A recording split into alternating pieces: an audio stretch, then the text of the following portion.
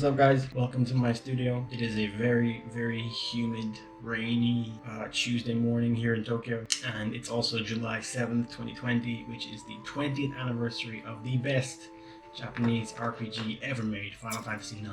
So we are going to celebrate by making a Final Fantasy IX beat. Now as you can see here, I have my sample. It is the Song of Memory, which is one of the most beautiful pieces of incidental music I've ever heard. It's just phenomenal. It starts off with some harp, and then if you move along, there's some vocal brought in. It's gorgeous, beautiful. Usually I would bring this into the machine, and I would let the machine chop it up for me, and then I would just kind of sample each part, slap it onto a sample pad, and go at it like that. Lately I feel like I'm using the machine too much. I'm too reliant on it. So this time I want to get my hands dirty. I want to get in and work on the sample myself. So we're going to chop it. Now, I don't know if the BPM counter will work here, but we'll give it a shot. Usually the BPM counter works really well when there's a beat, but it doesn't really work when there isn't a beat. So we'll have to kind of see if it picks anything up. I don't think it will, personally, but we'll see. Give it a bit of time. Oh, it got something. Okay, so we're looking at around 130, I guess. So let's see if it sounds good. Alright, it's kind of double timed. I think it really feels more like it should be 65. All the way to the end.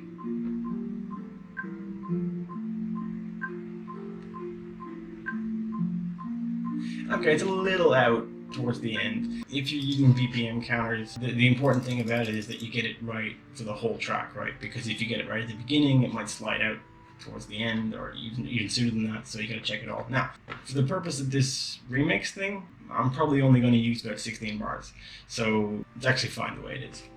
So we're going to get in here, start chopping this up. So I'm going to take a new track. I'm going to go right to where the vocal begins, and I'm going to start chopping. Alright, so there's my first one. This is my second one. And I'm going to zoom in because this is quite finicky, I think. That's just... Oh, okay, I got that slightly wrong, so let's go to there. Okay. There, right. You can see in the waveforms, like you can kind of see very sudden changes, like steady, and then like this is kind of the beginning and end of phrases. So if you watch, you can hear the notes change. La la la la la la. So that's what we're doing. I want each of those to be kind of individually available for me. And I also kind of would like that harp bit. There. Basically anywhere there's like a spike in the waveform, I want to cut it.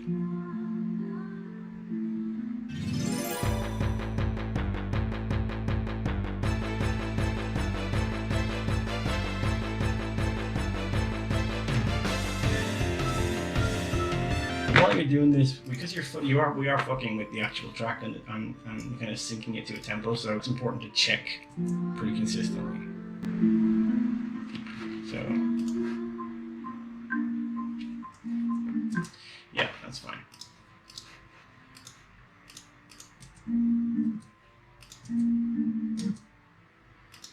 Okay.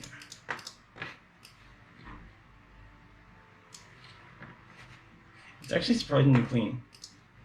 It's all lining up pretty easily. This might be one of the easier beat cuts I've ever done.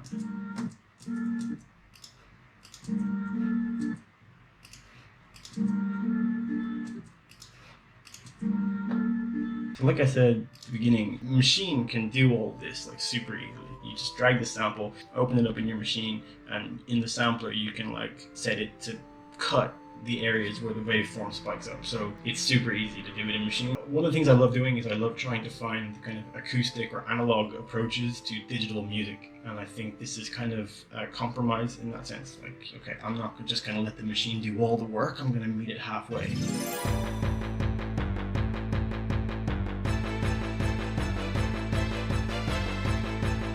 When you're chopping, you will occasionally get this problem. This is only a problem if you think it is. especially if you're doing like lo-fi stuff. Sometimes this is quite cool, but if you listen closely, right between here, when this part changes to this part, there's a like a little sound. You hear it?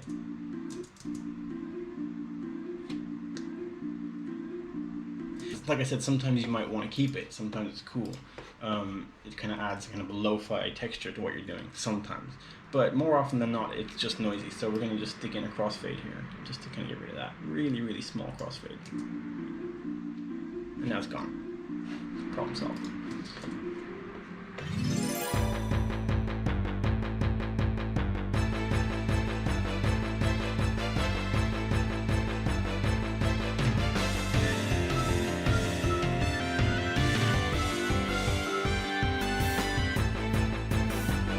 Enough to get started. So let's just bring all this down,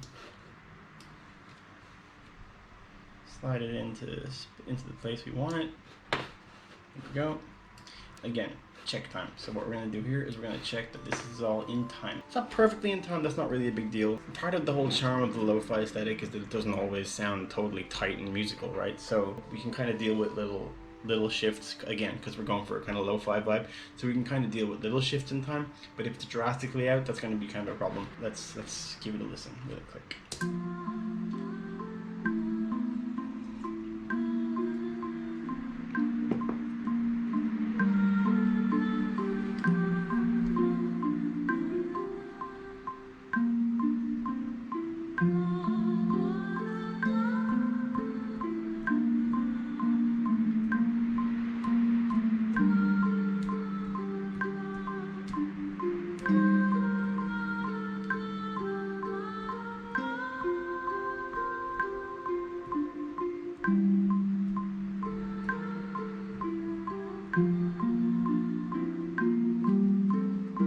It's fine.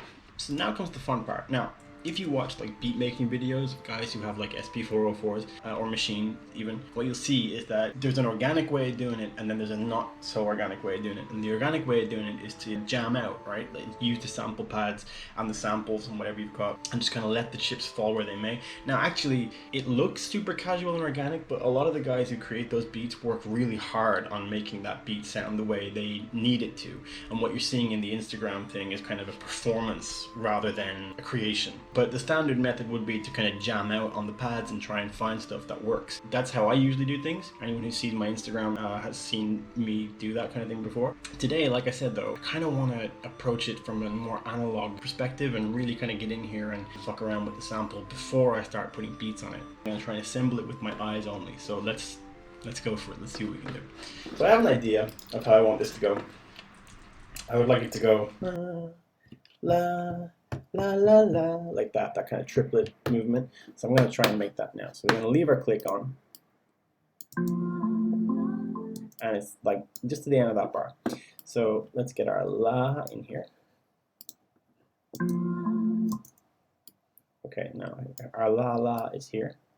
Now I'm going to move this out a little bit. I'm going to move them around. So you can see it's not quite right. That one was pretty good where it was though, so let's just make that a little bit shorter and bring that in closer. That's not bad.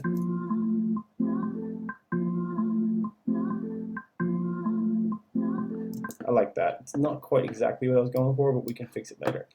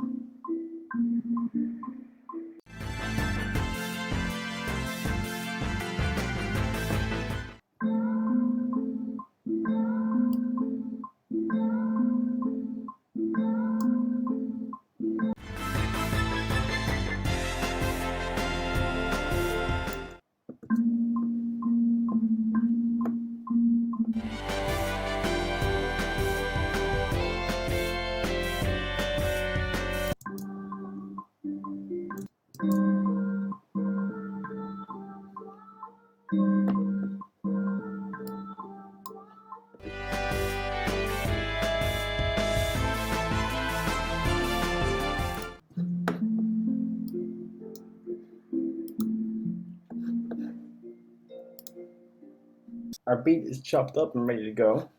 We've also implemented this little intro thing. I've used Isotope Vinyl, which is a really cool free plugin for getting a kind of vintage feel. So let's just listen to it.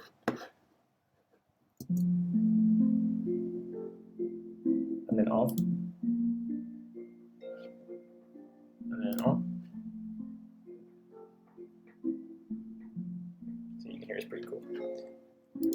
It's beat time. It's beat time, baby. So we're gonna start off with the first 4 bars.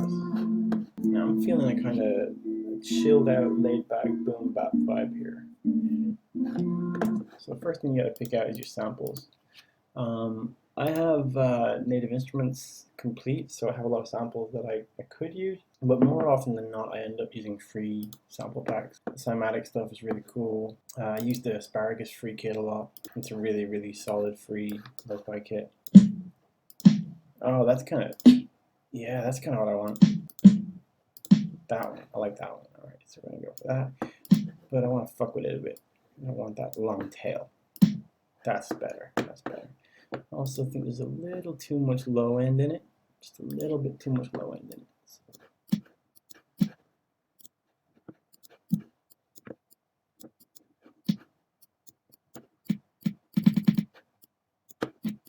There we go.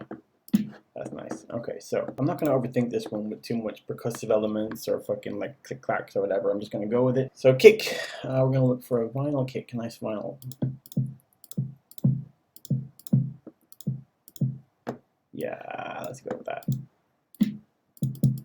Can we layer it up maybe?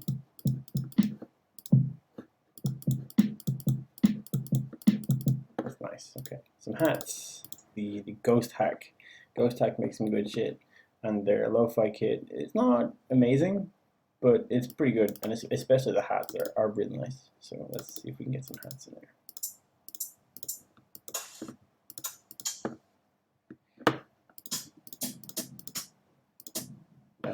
That's a nice hat. But again, like we did with the snare, we'll just cut that tail off.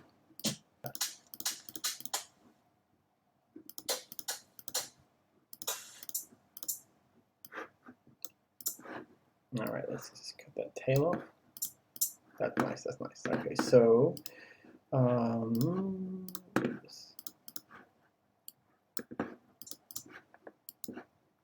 also your hats are a really good place to add noise.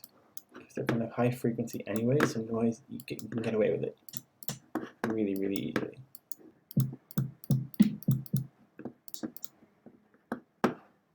Alright, now I do want one very obviously lo-fi sounding hat, so we're going to go back to our Asparagus kit. The Asparagus kit's free, by the way. You can get it on YouTube. And let's just go with that for now. Let's see where we end up. Alright, so very simple. It's 6 samples, 2 kicks, 1 snare, and 3 hats. And I'm not going to overthink this too much. We're just going to go in and start building it. Alright, so we'll start. Put a thing there. Our velocities are down by default. That's fine.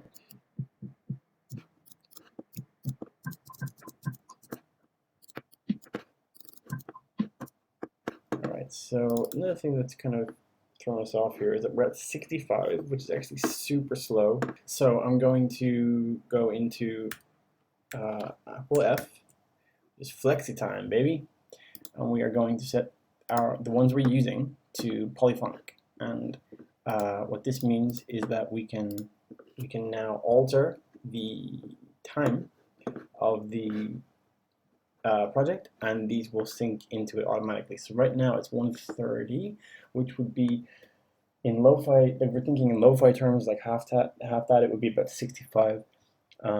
So let's say I want this to be rocking at about 75. Let's try bringing this up to 50. A little bit too fast. How about that? That's pretty nice. Let's stick with that. Okay, cool.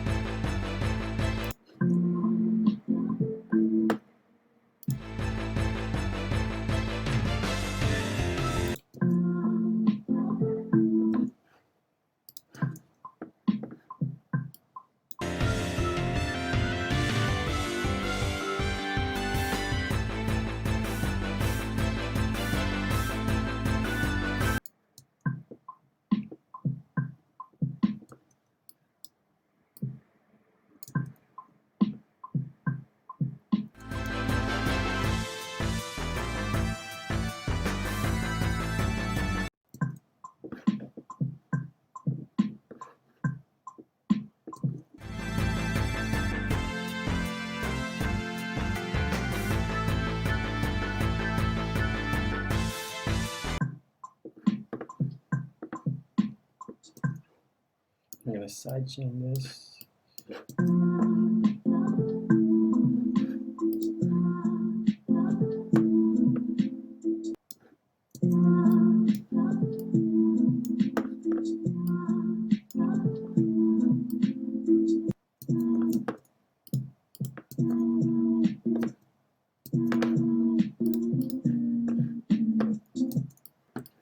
That's not too bad.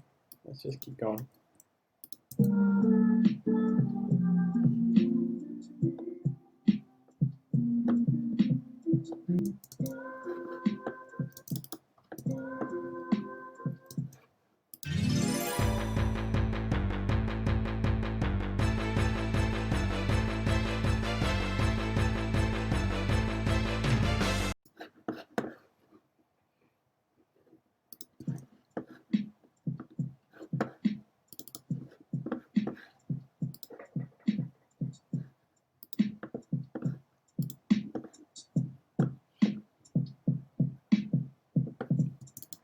Alright, so now that we got that, we can start fucking around with it. One of the first things I'm going to do is send it to a bus and stick this little guy on it. Native Instruments driver.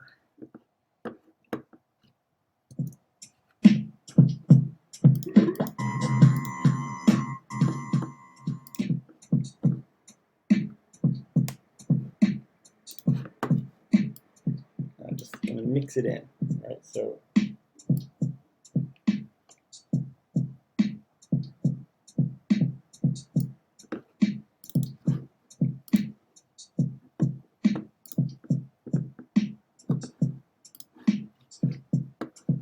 alright, then I'm going to take the EQ of the whole fucking thing down. Just suck out a borrowing size like that, right? Next, I'm going to send it to a supercharger.